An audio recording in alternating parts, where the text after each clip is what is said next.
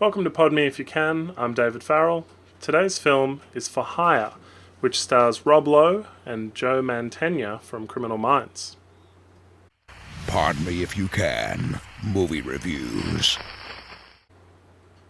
Now the first thing I want to point out with this DVD is that on the back there is about 7 paragraphs of text that absolutely ruins the entirety of the plot from start to finish.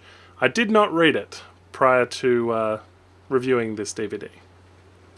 Rob Lowe stars as Mitch, a cab driver that wants to be a leading man. When regular customer and author Alan, Joe Mantegna, is being stalked and beaten up, he offers to help. Alan wants to hire someone to kill this guy because he's dangerous, and he's the subject of Alan's new book. Mitch refuses at first, but when he gets pancreatic cancer, the same cancer that killed his father, and his pregnant wife gets fired, he reconsiders becoming a hitman for $50,000, as desperate times call for desperate measures. When I first started watching For Hire, I considered that it was a lot like the plot at the beginning of Breaking Bad. A generally good character basically is pushed to the limit because instead of meth here it's a one-time hit, but he has nothing left to lose and a pregnant wife, so he starts taking risks and needs to provide for his unborn child. It's strange that these two characters, Joe Mantegna's character and Rob Lowe's character, have any kind of relationship. A cab driver, I don't know if they regularly have fares, which is fine. You know, you give out your business card and people call you because you're a reliable cab driver. But I'm not sure that it would be the case that they would sit down and have drinks or coffee or food, or Joe Mantegna invites him into his home at one point. Mitch does say things like, "You've always been there for me," and they have an absolute history, even though it's an odd thing for me to see. The film feels absolutely low budget, and has that TV movie, midday movie, 4x3 kind of look. Luckily the score elevates it, and musical score creates a nice tense thriller here. The film also has elements of the film The Game with Michael Douglas, except he never signs on for it, it's all forced upon him.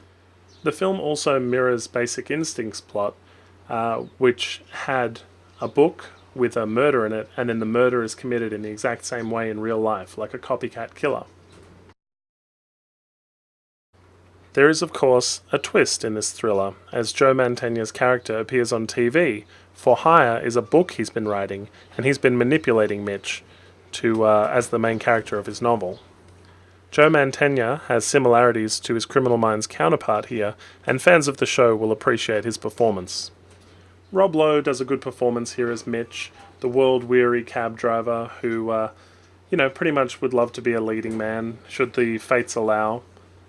Rob Lowe hilariously uses his acting ability to evade the law, which I found rather implausible. Because as well, he has very bleached blonde hair, which you would think at any point during the film, as he becomes a fugitive, he would have to die. The hair, that is.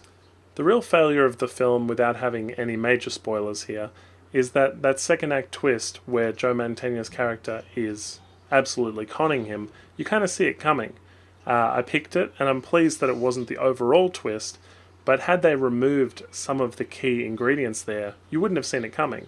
And it would have been a better kind of end-of-film twist. Would have loved to have seen it as a Kaiser Soze moment.